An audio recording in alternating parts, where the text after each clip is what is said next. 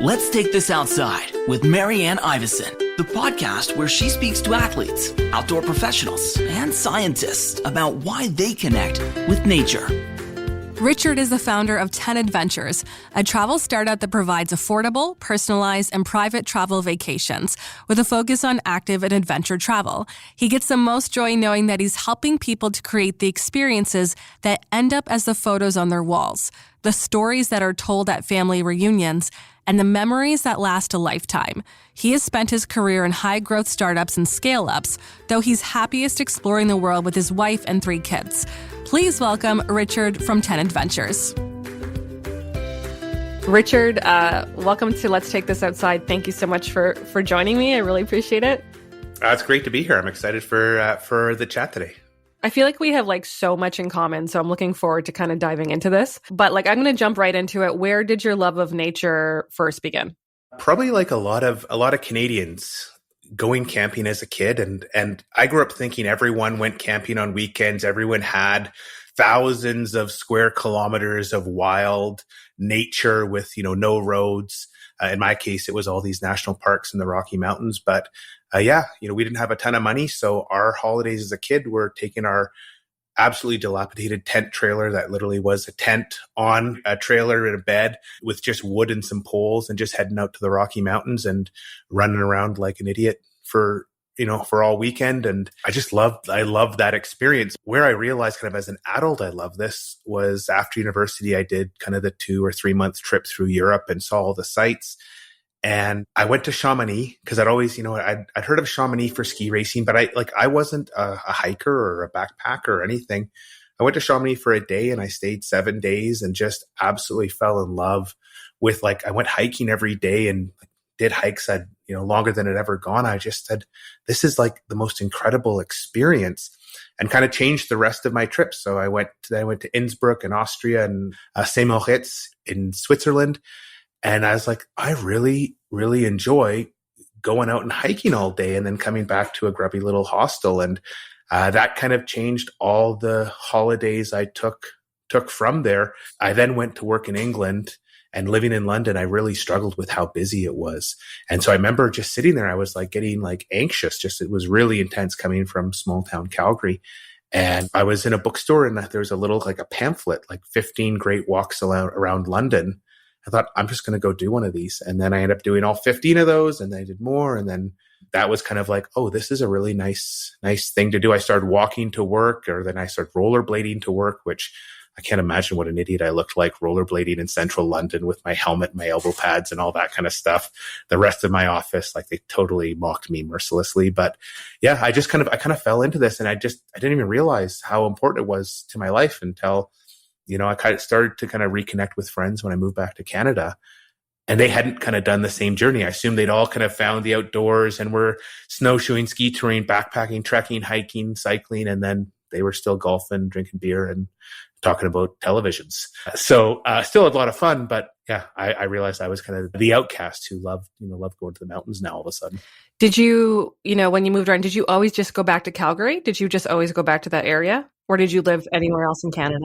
Well, I did a contract in Montreal. I did a contract in Buenos Aires, worked in London, came back, then did my master's in London, went to school in Boston. So I've kind of traveled a bit, and I kept coming back to Calgary, and I don't, I wasn't in love with Calgary as a city. When you're younger, you want the big lights and the exciting lifestyle. But we came back in 2010 just because when we looked around the world, what has the characteristics that are really good to raise a family?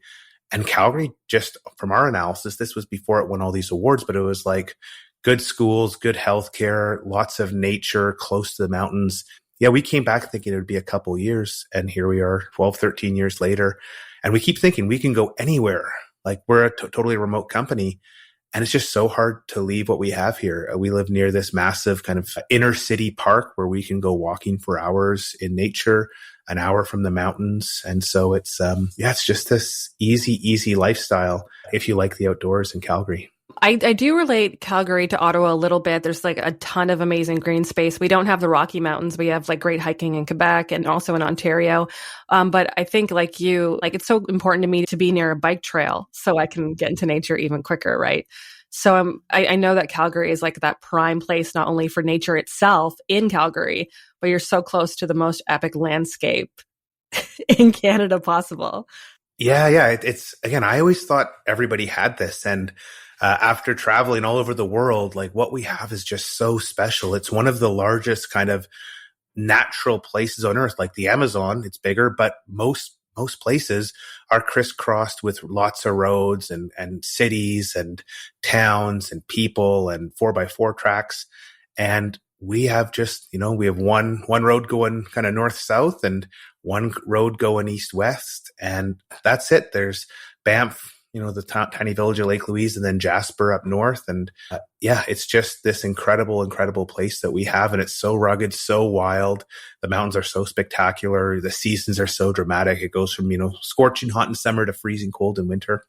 And I assumed everyone had this, but it's just this incredible thing we have here in this part of Canada. And it's like it's everywhere, though, as you say. There's this incredible nature in Quebec, in Ottawa, and the Atlantic provinces up north. It's even more dramatic and, even more remote. But we're really fortunate to live in this incredible country. How old are your kids?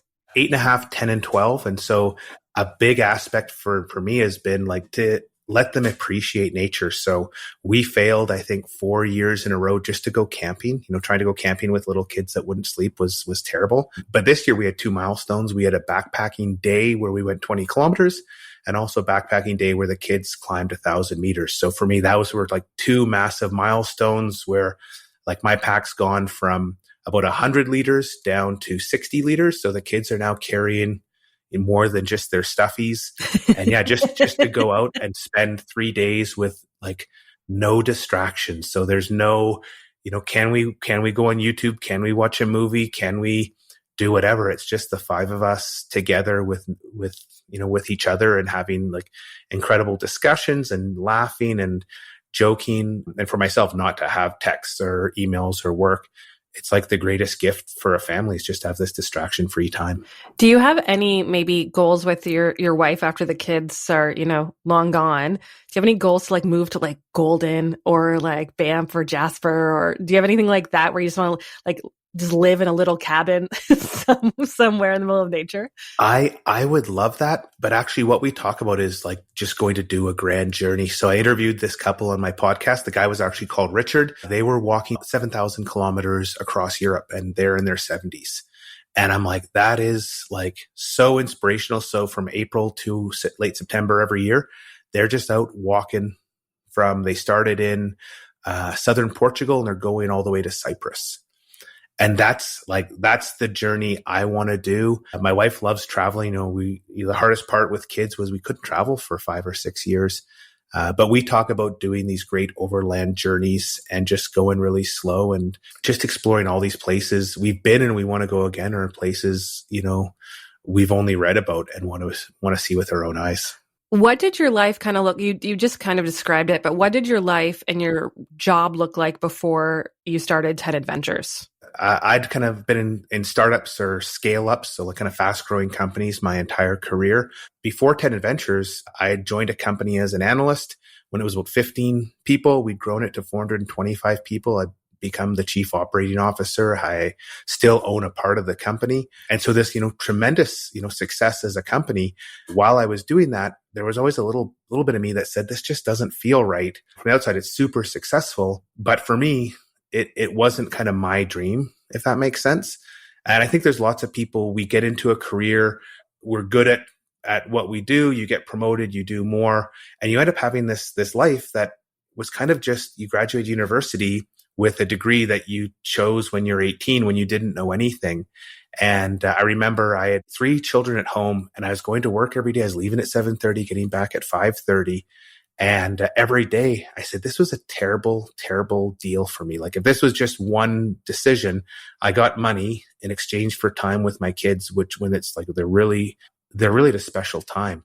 And I kept thinking like, this is a terrible trade. This was a terrible trade. Like I'm not super money orientated. Like money's nice, but it's not, I don't want to drive $1 million car or have, $100,000 watches or whatever. Like my needs are fairly simple. I just want a nicer tent.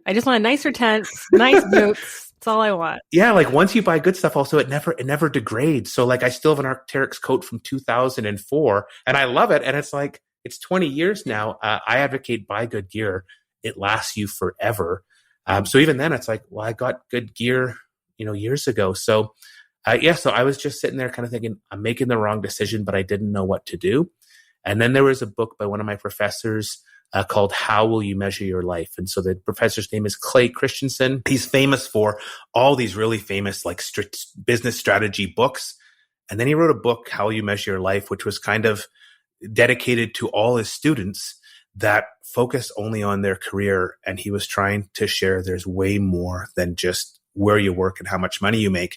And so for me, that just kind of changed my life because I really, really resonated with his stories about family and friends and lifestyle. And that kind of started the change to where I am now. I never predicted having 10 Adventures and being like a travel tech company, but I took the first step, and that's usually the hardest step.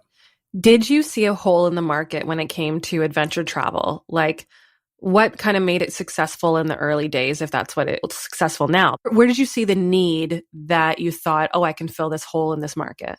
Yeah, so I wanted to get fit after working so hard and having young kids and kind of like totally ignoring everything for 5 years. And I wanted to go out hiking. I hadn't kind of gone hiking since we had kids. Like we'd go to Canmore and do walks along the river, but nothing hard. And I'd go online and think, let me find a new hike I haven't done. And every time I'd find a link on Google, it would be, a person's blog where they talk about what they ate and what their dog did, but they wouldn't tell you where to park your car. They wouldn't tell you if there was exposure or how long it was. Or you'd find other sites where they'd kind of give you one paragraph about it. And, it was really hard to figure out which hikes I wanted to do. So I said, I want to get back into tech. Let me just do like a portfolio project where I'll make a simple website, get some traffic. And when I go to find a new job, I can move back to tech because I really enjoyed working in technology. And so I went from Jasper down to Montana and just re-hiked my 10 favorite hikes and put a simple website and said, here's where you park your car. Here's what the difficulty is. Here's what the risks are. And here's a really good route guide, essentially recreating like physical guidebooks that I love. And I put that up for Jasper National Park, around Lake Louise, the rest of Banff, around Canmore, the Kananaskis, and Glacier National Park. Just thinking, this will be whatever. And then it kind of just took off. People really resonated with the simplicity and the information. Then people said, hey, can I used your site when I was in the Canadian Rockies. I'm going back to, wherever to, the Dolomites or Chamonix or England. Can I send you my 10 favorite hikes? And we went from these 5 or 6 regions to 40, then 60, then 80, then 100, all over North America and Europe. We even had somebody from Peru, somebody from Nepal. And that was really the genesis of, people really want this kind of high quality information. If you look at what's going on now, if you search Google, it's almost all junk. It's all written by ChatGPT, or it's written by people who have no knowledge. They've never been to the place because there's just content farms all over the world. So we solved that in 2015 or 2016. And what we found is once we had all these different places, then people would email and say, hey, Richard, can you be our guide? We're going to go to the Amalfi Coast, or we're going to go to Chamonix, or we want to do the Tour de Mont Blanc. And it was weird. Like every few days I get an email of somebody asking me to be their guide. And I'm just this, I'm sitting in my pajamas with 3 kids screaming here in Calgary thinking, obviously there's another need that people want more than just instructions. They want someone to help plan their trip. And so at the end of 2018, decided to build a platform that we can connect our audience of adventure travelers with really incredible guides around the world. And so we launched that just in time for COVID. Perfect timing. Also, as you're talking about this too, it reminds me a lot. Lee McAdam was the person who recommended you, by the way. Oh, yeah. Lee's great. Yeah, Lee's one of those like high quality people who's been creating good content for a very long time. So yeah, so there are people that do great content, but unfortunately that's not the norm. And it's just, if you go on and search anything, there's just, people are trying to work out the algorithm and, they're paying someone $7 to write an article on what to do in Golden. And the person's never been in Golden. They're not outdoors people. They don't know anything about the Rockies. They're just searching other articles, and you read it, you're like, this is crazy. Like, this is not valuable. But, Google's algorithm, sometimes can't discern what's good and what's not.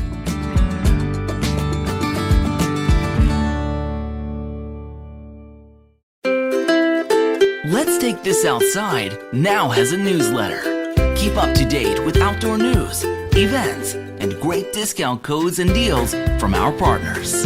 Sign up today at letstakethisoutside.ca. What kind of people reach out to you and sign up for 10 Adventures? Is it beginners or people who don't have confidence in maybe navigating things?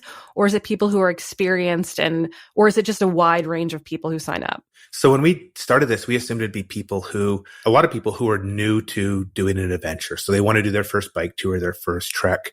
We do get a lot of those, especially with bike tours. There's so many people that bought e-bikes in the pandemic and realized, hey, I'm a bike tour. And so they've never been on a bike trip before, but they want to do their first e-bike tour. But a lot of people that use 10 Adventures are people that their time is really valuable for them, and going on holiday, they don't want like a mistake to happen. So they've had experiences where they've planned it themselves and then something goes wrong, or they miss, like, if you're planning a trip somewhere, you're not an expert in that area.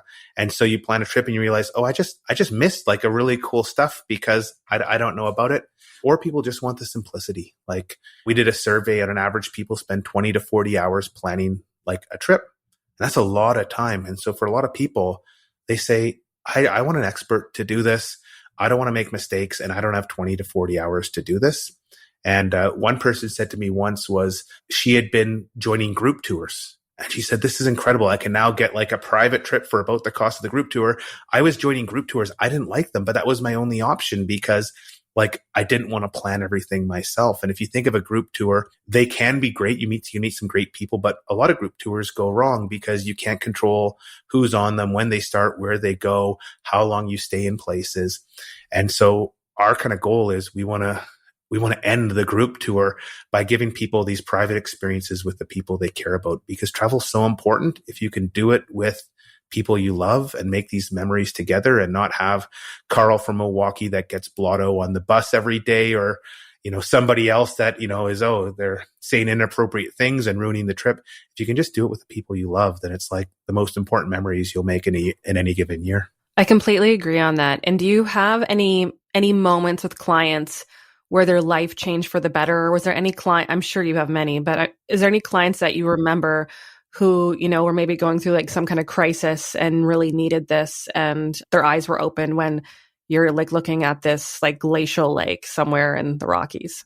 I think almost everybody going on an adventure and unplugging it changes your life. It makes you a different person, especially when you're traveling and you're in different places in the world. You're not in big cities. You're connecting with small communities. You're getting to know people more authentically. But there's two that come to mind. One was a woman, and she had battled cancer during the pandemic. She'd beaten cancer, but during that time, she couldn't connect with any of her friends. And so they did a bike trip in Italy and Czech Republic, I believe it was. And it was a way for her to celebrate and reconnect with her friends after beating cancer. And you think, imagine being by yourself during cancer and you have no one to support you and you're just having Zoom calls. And that was something where our whole team was uplifted by that, and just being able to help them achieve that. And we put on a celebration dinner for them just so they could kind of like let their hair down and just like reconnect and celebrate this, really, really important thing. The other aspect I really loved was there was a grandfather who was Greek. He lived in England. His grandchildren lived there as well. And he really wanted to connect with his granddaughter, and he wanted to share like his life in Greece. And we had a walking tour that went on one of the islands where he had been born and brought up, went past like in the village he grew up in. And so he booked a trip with I think she was 7 or 8 year old granddaughter. And they did a walking tour where he kind of showed her Greece and showed her where he'd grown up. And it made my heart melt just thinking this. He got to build this relationship with his granddaughter, have, no parents around. So it was like really just the two of them, and then share his culture and his life. And I just thought that was incredible in terms of like the power of doing this. Again, he didn't know how to do all this himself. He was 75 or something. He didn't know how to arrange all these things. He didn't know how to get his luggage transferred, or he just wanted something simple. And so it was just this incredibly powerful moment for him and for his granddaughter. And, for both of them, they'll remember that for the rest of their lives. That must be I'm guessing, it must be the most rewarding part for why you do what you do. Yeah. Like every day, all of us on the team, like we're helping people be in the place where they can take a photo that's going to end up on their wall, or like have the story they're going to tell when they meet up with people. And It's rare where you can have a job where you impact people so dramatically. It's also a huge responsibility. Like we're all adventure travelers ourselves, and it's not just something where it's like, oh, this is fun. If it goes wrong, c'est la vie. We know that people take their time off from work. They fly around the world. They spend the time. Travel is also messy, so things can go wrong. And so how do we do our best to make sure things don't go wrong? And when things do go wrong, recover and, make sure the trip's still a success. Sometimes taxis can't find you, your flight's late and you miss a day of your trip. There's all these little things that can happen. And for us, it's just a huge responsibility to make sure that people have these incredible memories and incredible time together and get to know themselves better, others better, different cultures and communities. How can we travel and be responsible to nature and different cultures? Like, is teaching safety and ethics it sounds like it's part of exactly what you do and built right in. Yeah. So we work with local tour operators exclusively. So people that live and love the places like they're working. And I think a big aspect of travel is when you can support local communities and you can, get to learn about local communities and, you can get that connection, not just you see a village outside of a bus, but if you're walking through a village and you have an experience with a local family for a meal, or, you get to see a women's collective or an indigenous collective. I think it's those experiences that allow us to understand where we're going. Another big aspect of active travel is we're kind of, we're not driving around. We're not, usually flying around. It's this slow travel. So you can kind of see how nature evolves as you're walking, see the differences in communities.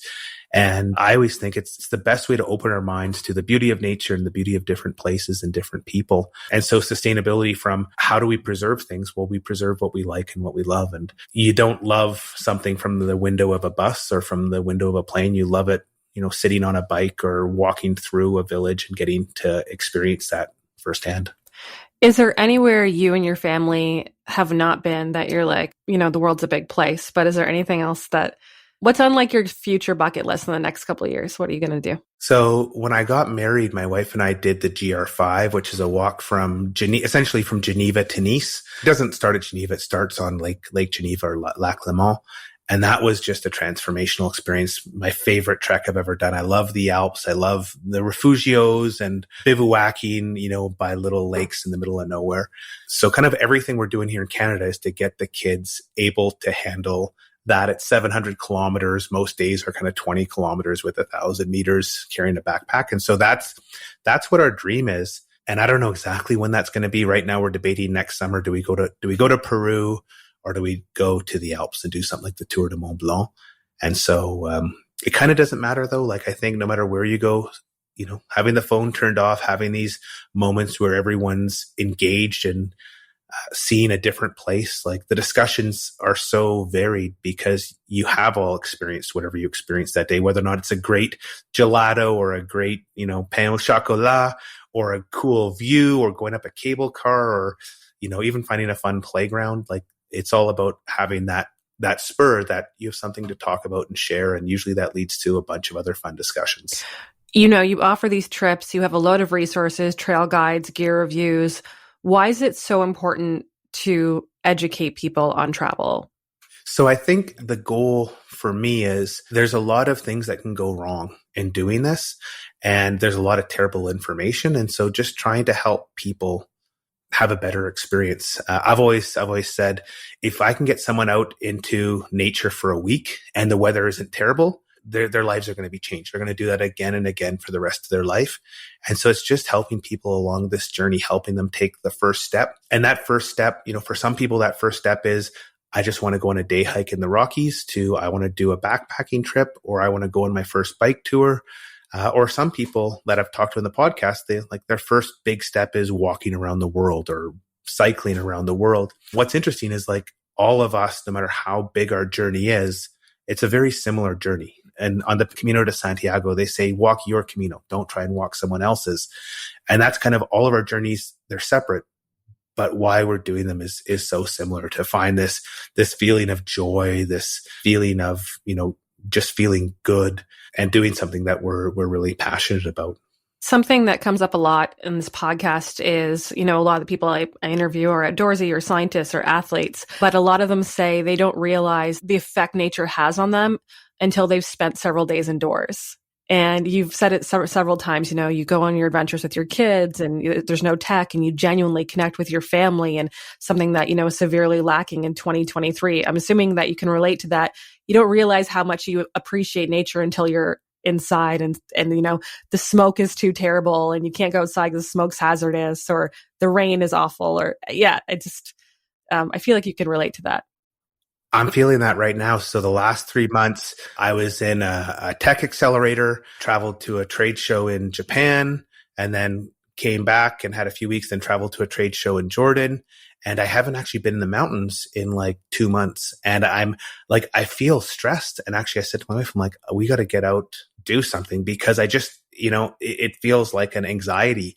And I know that, just being outside in nature for a day will take that anxiety down. I don't even know why I'm anxious, but I've just felt it since I flew back on Sunday. And I'm like, is it jet lag? Or I'm like, actually, it's just being busy and not having time just with nothing to do. So yeah, there's something about being in nature. It feels right, or it just resets the body. And for me, even just a day hike's good. Going for a weekend camping or backpacking, that's kind of like the holy grail a lot of time. And it's achievable, something we can do really easily here in Calgary. Even in COVID, I think the most underrated exercise is just walking. I make it outside, even, some days being self-employed, like sometimes you can barely leave your desk, and that's kind of one of my days today, but I'm making it a priority to get out for a walk. It's sunny here in Ottawa today. I'm like, I am not missing this opportunity. Fall is my favorite time of year, right? It's just so essential to mental health. And yeah, I know that you can feel the same way on that.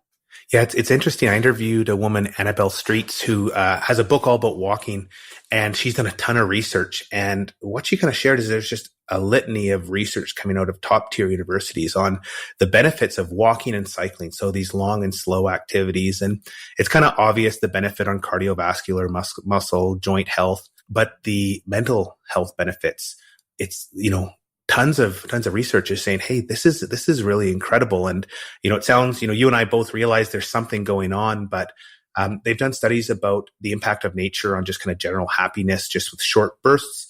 They've done studies around nature and being outdoors in terms of dealing with clinical depression. There's all the studies, it's been well documented back to the Greeks about going for a walk and impacting creativity. And then kind of for me, the big thing is these relationships and going for a walk, even if with people I don't know. I'm in a hiking club. When I go to these conferences, usually there's like a little adventure beforehand. And just having 6 hours talking to somebody with no fixed discussion point, no fixed end point, it's just really refreshing, as opposed to kind of all our discussions are they're not transactional, but, you go meet somebody for lunch, you have 1 hour and it's very structured. Whereas when you're out on the trails, it could be 4 hours, it could be 8 hours. Conversation just meanders in these really interesting directions. And you get to know these people, I used to hike with a bunch of posties that were all retired. And it was really fun just to get to know these people. They were, more than double my age. But we had great discussions and, had so much in common, even though we were living really different lives. You also have the 10Adventures podcast. What kind of outlet is it for you? At what point were you like, I need to start a podcast. I need to talk to other people who adventure. What is it for you? So selfishly, it's like I talk to one interesting person every week. And I just like hearing. And so when I first started this, I was really interested in like the journey to learn, are there some cool places I can go to? What I'm interested now is the impact of how on outdoors and these adventures have on people. And as I said earlier, I remember I talked to one guy, it was his first bike tour, 10 days. I think it was Amsterdam to Budapest or, Frankfurt to Budapest, something like that. And for him, that was momentous. And then the next week I talked to a guy who'd spent 7 years walking around the world. And they were so similar, their feelings and the impact. And I thought that was really powerful. And just, kind of finding your tribe, they always say. I feel in talking to all these people, almost all of whom are way more adventurous. They've done incredible things, but there's kind of this similarity between us. And kind of my goal is to let people know there's another way to live out there. Like, not to be afraid to take that first step. And the first step doesn't have to be gigantic. And often if you hear other people doing it, you think, oh, maybe I can do that. And so that's really the goal, is to help people take that first step. In my case, my first step was my first big trip. I was in a bookstore in London, And I just found this book, Walking the Pyrenees. I didn't know anything about the Pyrenees, bought the book, and like a month later, I'd quit my job and was walking the length of the Pyrenees. And if I hadn't seen that book, I don't know what would have happened. And so hopefully every once in a while, somebody tunes into the podcast and says, oh, I am going to go bike across Europe, or I am going to go walk Alta Via or the Via Alpina, or, one of these great paths. It takes one book, it takes one podcast, it takes one article. That's all it takes. And thank you so much for putting so much work and effort into all your resources and your adventures and your travel. And I know it's no small feat. So really looking forward to seeing where this goes. And yeah, I'll definitely have to join you on one of these the next time I'm out west. Definitely. I know it's a beautiful place here. Yeah. Thanks, Richard. Really appreciate it. Excellent. It's been great to be on the podcast. Thanks for inviting me.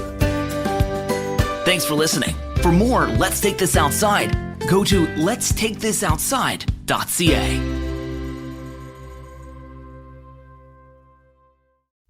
Produced and distributed by the Sound Off Media Company.